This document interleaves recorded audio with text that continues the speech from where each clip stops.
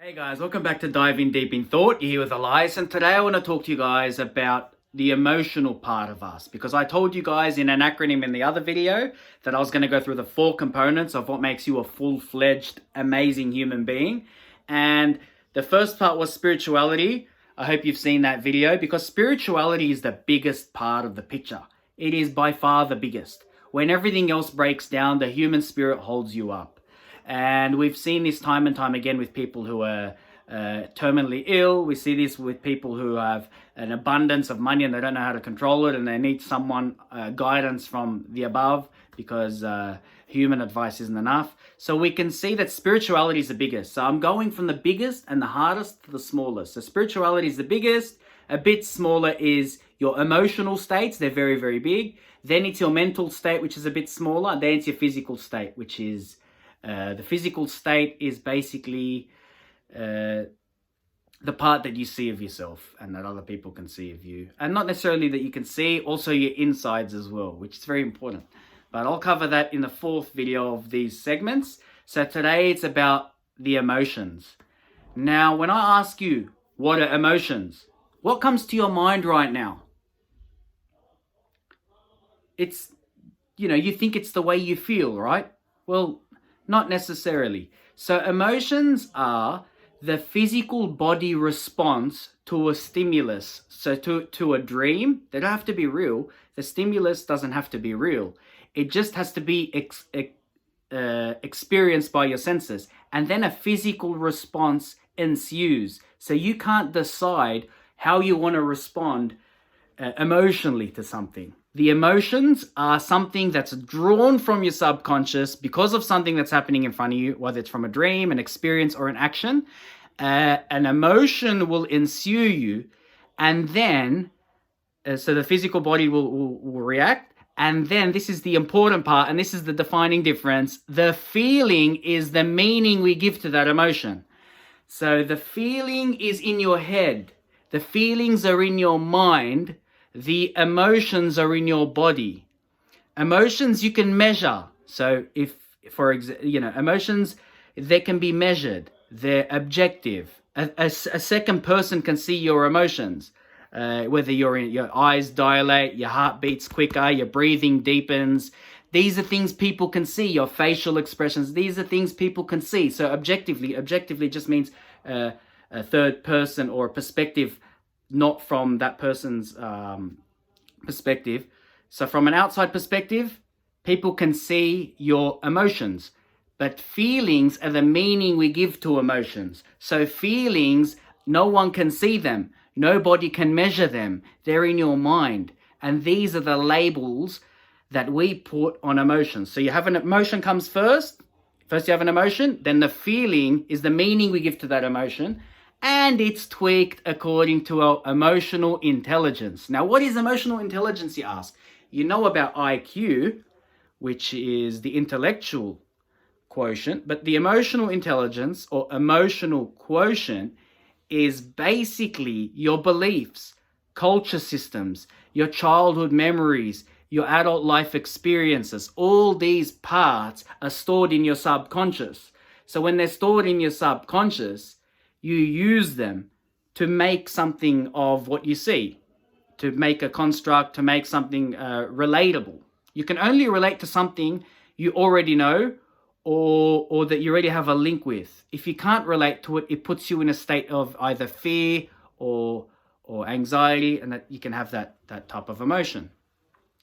So in saying that, we've got the emotions and the feelings. Now, I'll give you an example so that it makes it easier, because sometimes when you get information, you're not really registering 100%. You need, to drive the nail into the coffin, we got to really go into an example that's relatable. And it's easy to remember. So if I tell you this one, it's going to be good. You will remember it. So you got 2 boys walking down the street one way, and on the other way, coming past them, there's this really, really hot girl. She draws both their attention.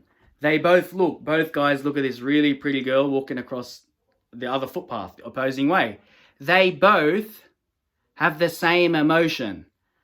Their eyes widen, heart beats quicker, blood's flowing to certain places, and you can measure that. Everything can be measured, that you can see it, so you can measure it. But one guy converts that emotion into, due to his experience in the past, to lust. So he's confident looking at this girl like this, and he would go up and talk to her. The second guy has the exact same emotions, but different feelings. The feelings the second guy has is anxiety, distrust, a lack of confidence. Now see how two people have the same emotions, but different feelings? So this is the difference. So feelings are just the meaning we put to things. They both saw the same hot girl walking past and they're like, oh damn. But they both have different responses based on the inside information in their head. That's why the body feels something, which is physiological. You cannot control that. If a hot woman walks past, some guys, they go, I can't control that. That's what happens. That's the physiological. The reptilian. This is something you can't control. It's embedded right deep into your brain. I don't want to go into that now because it's another rabbit hole.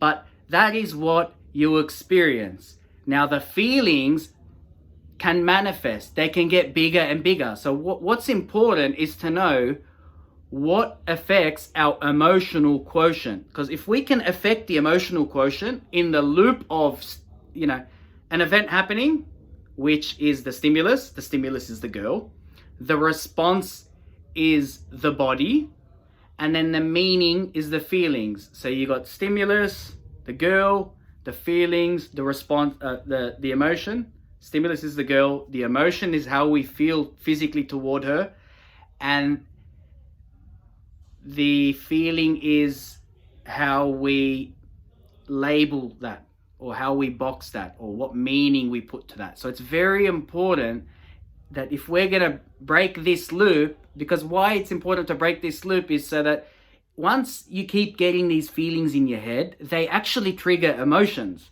And then it triggers a feeling, then an emotion, then a feeling. And it's a feedback loop.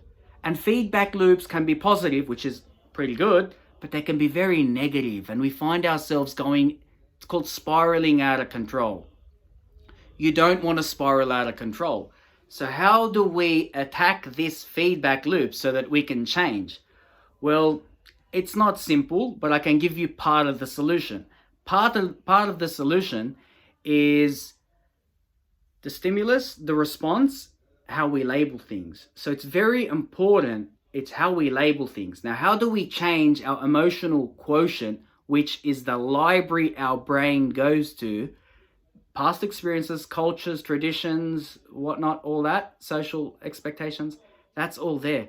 How do we change this? So this comes down to self-awareness, how aware you are of yourself, social awareness, how aware you are of the societal things, and the meaning we put toward things. So it's really, really important that when we have a negative emotion, what meaning are we putting to that? What meaning, what are we labeling that emotion? And when we do label that emotion, is that serving us? So for example, if you were to get sacked from your job, your emotion would be sadness, or your emotion would be anger. Right? So you're angry. Then your feeling would be either disgust or sadness, depression. These are the feelings. Now, from the feelings, we have to say to ourselves, why am I feeling this way about this situation? So you have to sort of go into yourself, and you can do this through journaling. When you write something down on paper, you're observing the factual thing that it is. It's not circling in your mind like hide and seek. It's on paper, so you're in control. When something's on paper, you feel like you're more in control. So understanding the situation is dissecting it, bringing it down, so that when you perceive it on the paper, it's something that's more controllable. So you can write something like this. My name is, write your name, am feeling whatever you're feeling, and my response to the feeling is this. So your name, what you're feeling, the response to that feeling, so you're observing your feelings, and then the last line you write, is this a reasonable response? So you want to see if it's a reasonable response. By analyzing the emotions like this, you catch that loop.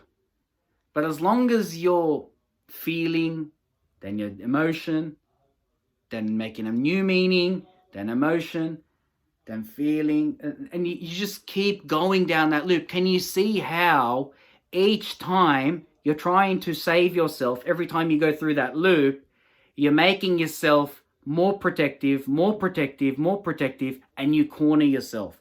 And then you get anxiety and you get all these problems. So one way to reduce this from ever happening, even being triggered, so that's one way to control your feelings.